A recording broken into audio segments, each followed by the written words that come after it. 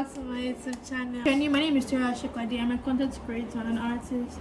Please like this video, please share, please turn on my post notifications, and please don't forget to subscribe. She's back. Did you guys miss me? Oh my goodness, I miss you guys so much. But I'm back for you guys. Are you done? I'm done. And I'm done. So in this video, we're basically going to be telling you guys things that nobody will really tell you about Babcock University. Like, there's like a book called Babcock Students Handbook. Yes. They're going to give you guys when you're doing your orientation. So that book is full of rules and regulations. It's a lot. So obviously, you won't finish reading everything. Yeah. Some might, but some might not. Most people will not.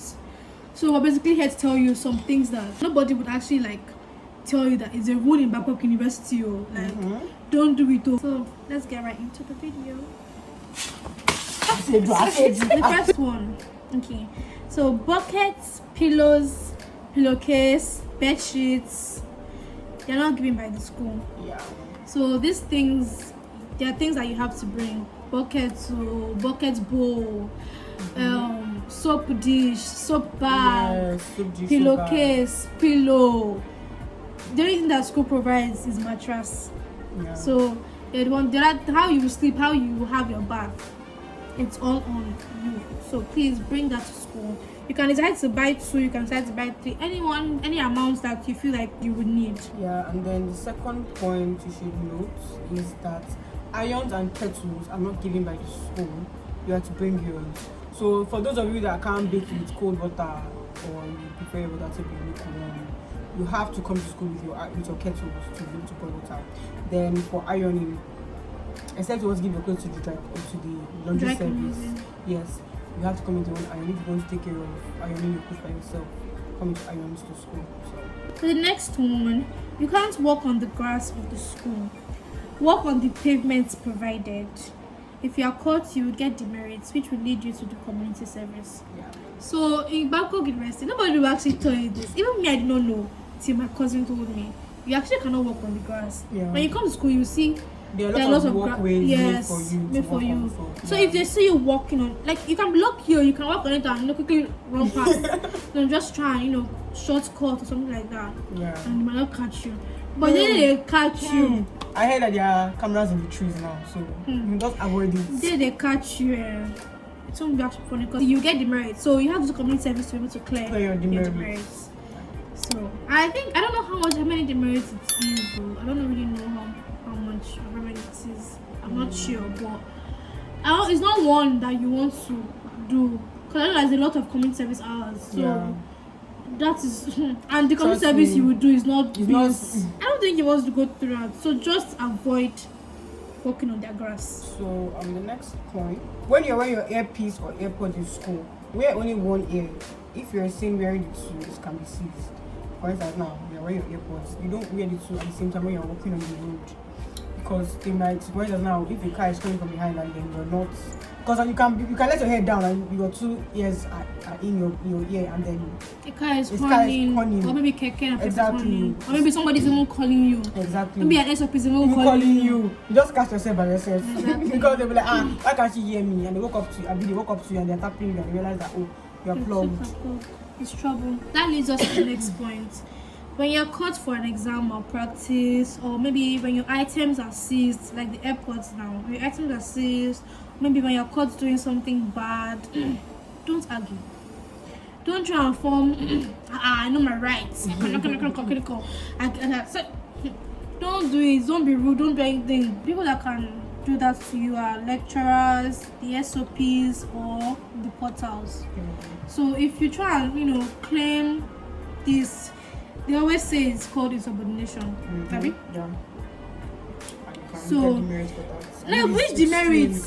If it's extreme, you can go home. If it's extreme, you write statements and you go home.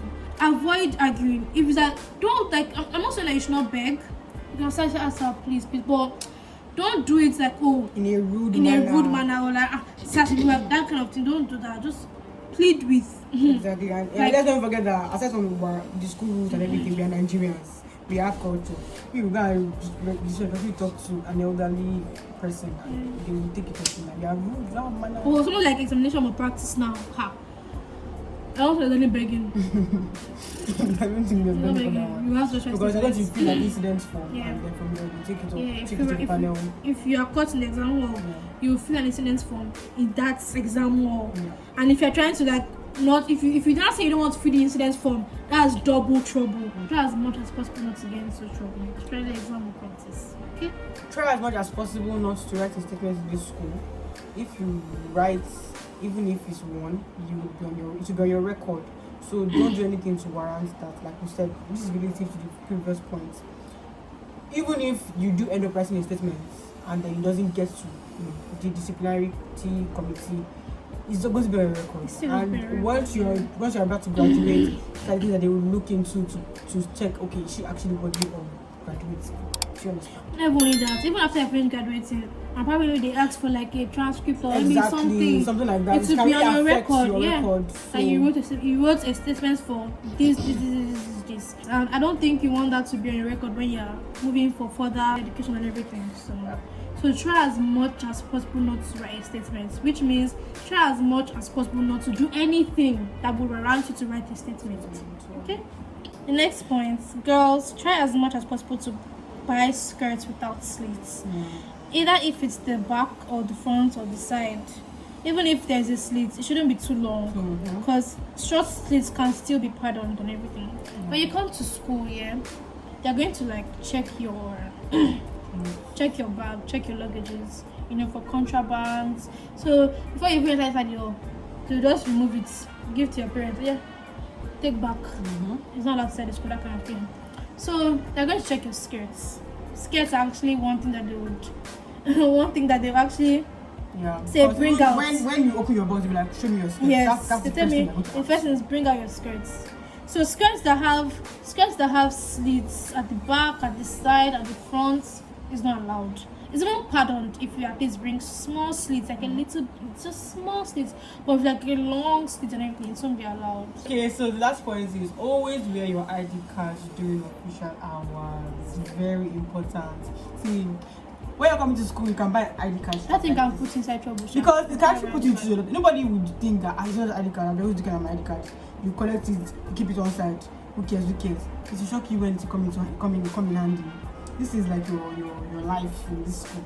So always make sure you have your ID card. Even before you leave the hall, they will check. Some of them at times they'll say, exactly. Where's your ID card? Or why aren't you wearing your ID card? It's because they want you to actually wear it. Like when you put on your... That's why it's better you can get like an ID card so you can just hang it on. Or maybe like all these ones that you can clip onto your At times some of them are even nice. Like if they ask you where the ID card is not on you, like, oh, it's my bag. Tell you, okay, where is it? Bring it out.